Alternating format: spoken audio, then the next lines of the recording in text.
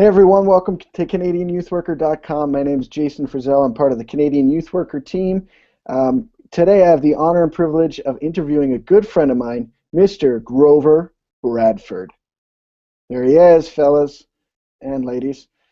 Grover is a good friend of mine. He has over 20 plus years of youth ministry experience inside the walls of the church, outside of the walls of the church, and all across our great wide country of Canada. So Grover's here. Welcome, Grover. What do you want us to know about who you are?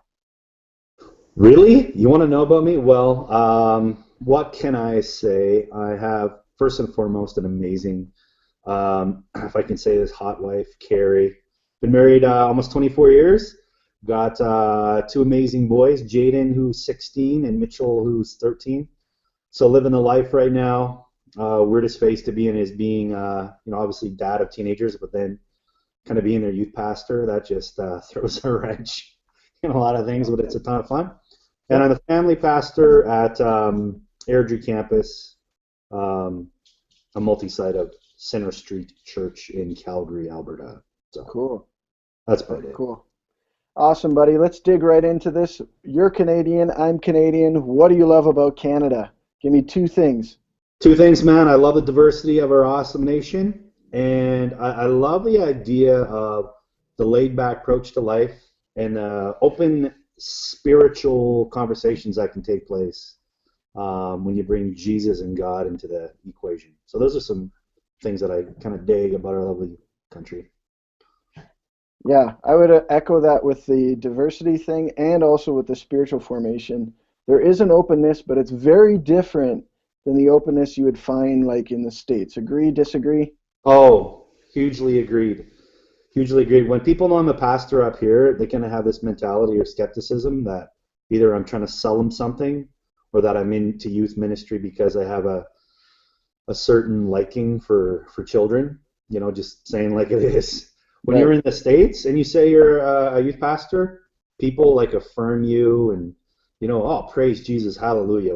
That's brilliant. Oh, man, must be fine. So rewarding. Just Right. it's a different mentality altogether. So, Right. yeah. And would you attribute that to us being in a more post-Christian culture than our Southern brothers and sisters? Oh, absolutely. 100%. Yeah. Exactly what it is, man. That's our culture, that's our context up here. So many differences, and there's a good part of that, and then sometimes makes it a little bit more difficult. But Yep, loving it though. It's good. definitely. Yeah. I think that brings us to my next question. You've been in the Sure. youth ministry world for a long time, Mhm. double-digit decades of youth ministry experience, seen a lot of change take place. Top two shifts that you've seen take place, and then maybe one shift that you believe still needs to take place in our approach to ministry with teens and families and everything in between. Okay. Yeah, real quickly, I spent a lot of time engaging the research of Fuller Institute and Hmm. Kara Powell and Sticky Face stuff like that. They basically have come up with these, there's these three shifts that, as I was looking back at my own experience, it just absolutely sort of encapsulates kind of what I've experienced. Right. And that's a ministry across the board, right from being in Young Life when I started, to Hmm. being in Ontario for 13 years, and now being out here at Center Street for the last 8 years. A big shift from this whole idea of the gospel of sin management, this kind of behavior modification based gospel that basically says, say that prayer to Jesus and then try to be a good person and read your Bible, to Right. more of an approach, and slowly beginning to see this where it's more of a grace-based approach, and it's a place where kids can come with their doubts and their concerns and their worries, and it's more about belonging in a community before you believe and become anything. Mm. So I think that's a significant shift for us, an important Right. one, no matter what your context, and that's kind of the cool thing there. It adds a lot of wrinkles, and it can scare a lot of leadership when you start Yep. kind of going down that road. And then the second shift I'd probably say is that the whole idea of a two-table approach that they Yep. talk about, kind of like the big table for all the adults and the people who have skin in the game, and then a small table for the kiddies and the students who haven't quite graduated to being adults yet. Okay. So this kind of whole idea of an intergenerational shift where the silos are coming down slowly, where people are just engaging in an intergenerational paradigm of doing ministry. Mm. The easy thing to say, but try to put that in practice in a local church context is difficult. But slowly beginning to see that shift, especially in kind of in the urban settings. Rural, for years and years, they've had to kind of run that model primarily because that's just what they have. Sure. Where, in the urban setting, you can hire, every single person for every single age group. Yep. And create this lovely buffet of opportunity and not have children ever, rub shoulders with a student, and never have students ever rub shoulders with seniors. And so I see that those walls slowly starting to come down. So that's a drastic shift. So yeah, no, and I really appreciate you articulating that one in particular, because I think those of us who are watching this and are in a rural setting, we sometimes think that our context is lesser than that of an urban setting. But what not only is the sticky faith research is showing us, but the experience of those of us who are in a full-time urban setting is telling us is that, doing intergenerational ministry out of necessity isn't bad. And it's not bad. And it's a lot easier than trying to be intentional about it, like we may be experimenting with in our urban settings. So good word there, brother. Yeah, it's interesting when I talk to people about it, especially, Airdrie is kind of a mix. It's kind of urbanish, kind of ruralish. It's very different that way. But when I start talking about intergenerational with our people and they don't get it, I'll often just take them back to their own experience and say, where did you grow up? And they'll say, oh, small farming community in Saskatchewan. Yeah. And what was your experience? And they actually share their experience of intergenerational and how much they loved it. I'm just saying, we're just trying to bring those values back to some degree, right? It doesn't mean, we're getting rid of youth ministry. It doesn't mean we're getting rid of all these things that we think are important.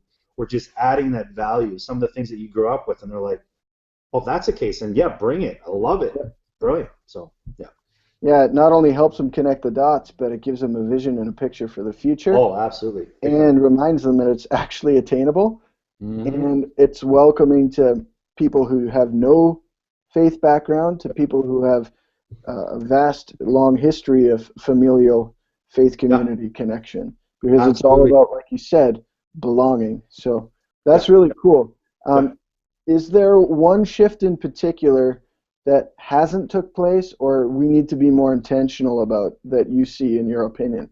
Oh, yeah, you know what, I think so. And this, and by absolutely no means am I trying to offend anybody or anything like that. It's just my own experience, what I've seen, and talking to a lot of youth guys who are trying to figure this piece out. And there's a lot of frustration in this, the idea of, Kara Powell, Brad Griffin called it the dry cleaner parent kind of a model. That idea of, here's my kid for a couple hours this week, starch him, clean him, make him look clean, and so I can have him for another week, and then I'll bring him back next week. That one is going to be probably the greatest, as a band of brothers and sisters in youth ministry, we got to ask ourselves, like, are we willing to die on the hill on this one? I think it's essential that we fight for the ideas, passing kind of the baton back to the family, whether it's mom and dad or it's a single parent situation or an extended family or whatever it looks like, and saying, you know what, beyond being the dry cleaner for your parent or for you as parents, we want to empower you, resource you, encourage you, walk this journey of faith with you, rather than just kind of like we've heard this for years, like a glorified babysitting service. Sure. Right? That's going to be the hardest shift, I think, for us to get to. But I think once we can start moving in that direction more and more, and we see parents really engaging in the process of spiritual discipleship with their kids, I think it'll be something that'll just be like a snowball effect. And then we'll just have to step out of the way and let God do what he's going to do. But that's what Cool. No, I really appreciate that. This is an ad lib question here, but are there Sure. any factors Yeah. that you think are key to helping us not force the shift, but begin moving in that direction? hmm Probably, yeah, you know what? I would say, a lot of it is engaging parents and not being afraid of them. Hmm. And maybe that's advice you could give to younger youth workers who are trying to figure this out, Yeah. is don't be afraid of parents. Um, they're trying to figure this out. It's not like they're the professionals and you're not. Right. Don't be afraid to journey with them. And I think there was a time, and maybe this is another one of those shifts, where it literally was your focus as a youth pastor is on this group of students, maybe a couple leaders, but just Right. on the individual kid. Hmm. I think because of where our culture is at, and because there's more engagement from parents in other arenas and facets of their kids' lives now, like Yeah. coaching. Coaching 20 years ago in basketball, when I would go away on trips, I was taking a van with my basketball team. Yep. Parents were nowhere to be seen. And Sure. now these trips with our basketball team, parents are coming along. They're staying in the hotels. Kids are traveling with their parents. There seems to be a heightened um, responsibility of parents to be more engaged in their kids' lives. Interesting. I think parents are wanting it more than ever. They just don't know what to do. Right. So I think if youth guys and girls, if we can just say, you know what, let's have a conversation. You know, what is it that you want for your child? What are your hopes and dreams for your Hmm. children? What sort of values do you have as parents or as families? And start that conversation. It's sort of, I think it knocks down some of the walls that it's kind of us versus them Hmm. mentality and can create this atmosphere that we're in this together. So, Hmm. yeah, Very cool. that's I, fun. I wonder if part of it, Grover, is also reframing what success is. Oh, I think yeah, a big lot of time. us exist in, Yeah. whether we're inside the walls of the church or outside the walls of this church, Mm. we exist in these environments where we're under pressure to perform. Oh, Whether our attendance has to reflect success or whatever our metric is. And I yeah. think what you're talking about is reframing Mhm. success to a certain degree. You're talking about Absolutely. this, That's a catalyst of it for sure. Yeah. yeah, this mutual beneficial relational connection with parents. How do you measure that? Good question, but All right. we know that in order to empower parents, it's not about a sin management technique, as you said earlier. It's not Mm. about a guilt technique. No. It's about affirming here's what the family is Yeah. instead of here what the family isn't. Yeah. Yeah. Right? So So, I love that. That's big. Third question, really sure. quickly. Yeah. Um, I've hit the wall. I'm a young youth worker. I'm an old youth worker. I've hit the wall. What advice do you have for somebody who feels depleted or defeated in any way, shape, or form in ministry? Yeah. You've been in this game a long time. You've Mhm. pushed through a lot of different walls, Oh, yeah. overcome a lot of things. Hmm. What advice do you have for that Yeah. youth worker in that space? I think for most of us, and like you said, I've had those many experiences over the years. My first initial reaction is to react, right? It's Mm, not to be proactive, but it's to react. And default is, you know what, I just quit. mhm, Forget it. You know what? I'm sure, that grass is greener somewhere else. And then we just kind of jump and jump and jump. And we just take all of our baggage and all of our hurt and all of our pain with us. So don't quit, plain and simple. I said here that the youth ministry is all about seasons, mhm, and there's going to be seasons of growth. There's going to be seasons of change and seasons of frustration, seasons of breakthrough. And I think a lot of times, in my own experience, as I'm going through this season of frustration or really difficult kind of a pruning period, yep, uh, and I can remember one time exactly where I pulled myself out of that situation before I could allow God to use that situation to help, change and transform me as an individual. mhm, So I learned from that. And then when those situations came again, instead of pulling the plug too early or quitting or becoming too cynical or skeptical or whatever, I Yep. stayed with it, and then that's when the season of breakthrough came. So I didn't take Awesome. it up too soon. A few other things I would say, rather than, you know what, I know it's our tendency to really focus on the hows, right? Hmm. To focus on the vehicles of youth ministry. Um, Spend more and more time leaning into the whys. Why am I really doing this? You know, really that question. Constantly revisiting your own motivations. Yep. Has God really called me to this? I think it's important questions that we ask that and keep revisiting that. Be a missionary of your own context, Hmm. right? I mean, this used to be me when I first started out in my own context, and used to when I was in Toronto, we go down to Willow Creek for the Student Ministries Conference, Hmm. and I was trying to convince myself and my team that I had down there that we could create Willow Creek and, and their student ministry experience. We didn't have the resources, we didn't have the facilities, but there was somehow we were going to superimpose Willow Creek into our context, and then great things are going to happen. And Sure. it just Yep. never did. Doesn't work, right? And then finally, I would say find your own identity in Jesus and not the role or title that you currently have. Right? Our identity, first and foremost, has to be solidified as being, child of God, Hmm. being a son and daughter of Christ. That's where our calling has to, come out of, rather than, I'm a youth pastor. Hmm. That's setting ourselves up for big time failure in a fall. So, Very cool. yeah. Those are great words. I think you and I would both agree that in all of those elements and stages, do Mm-hmm. you have a community around you that you can process that with? Whether it's E. a network of youth pastors, maybe it's your senior pastor or Mm-hmm. your lead pastor or a board member, Mm-hmm. but somebody who has your best interest at heart, who Yep. loves you for who you are, not Yep. what you can do, but Mm-hmm. who you are, and Absolutely. you can use them as a sounding board. So brilliant, love it. My Absolutely. final question, I know Sure. that you read a lot. You Yeah. write, I you try. watch stuff. Um, some top thinkers or people that Canadian youth workers should start paying attention to. Who would they be? Give me Yeah, your well, I already top three to started. five. Yeah, I talked about Fuller Youth. I mean, Yeah, there's, there is James Penner and yeah, his Hemorrhage of Faith sort of stuff that's very much Canadian context.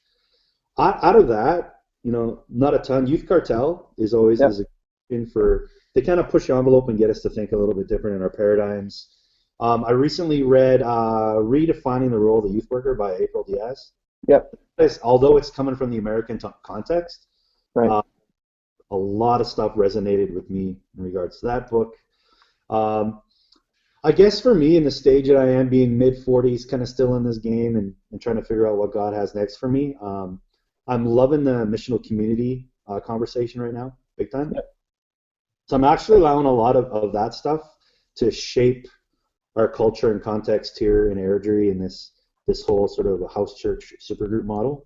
Yep. Uh, so, Mr. Hugh Halter and Adullam down in Denver, reading his book right now called Flesh, really just talking about the significance of Jesus and the incarnation. Mm-hmm. Uh, Jeff Vanderstelt and Soma, Hirsch, Frost, that sort of stuff. Mm-hmm. And then a real good book that really rocked my world in regards to youth ministry was Andrew Root's book, Revisiting Relational Youth Ministry. Yeah. That thing is money. I Mm-hmm. think something that can really switch your paradigm or thinking in regards to that whole word that we've used for years called the importance of influence versus incarnational influence. It's a big mind bender and a positive Right. thing. No, that's really good, man. Yeah. I'm shocked that you didn't tell people to follow me. Oh, Uh, sorry. Yeah, please but follow yeah. Jay Frizz at Jay Frizz with No, two. but seriously, if people would like to get into contact with you, I know you're a relational guy. Yeah. How do they hit you up? Well, I'm pretty much all over Facebook. So if you just put in, Grover Bradford, I'm all over that.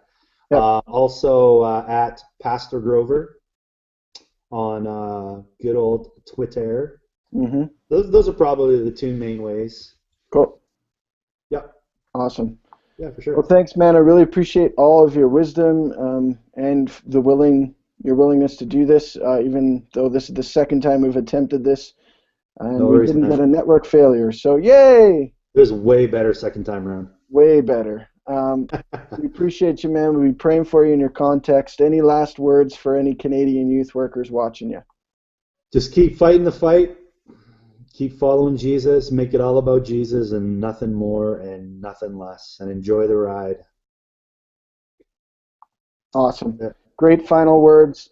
This has been a Google on-air chat with Canadian youth worker. Share it, talk about it, ask your questions. We'd love to hear from you. God bless.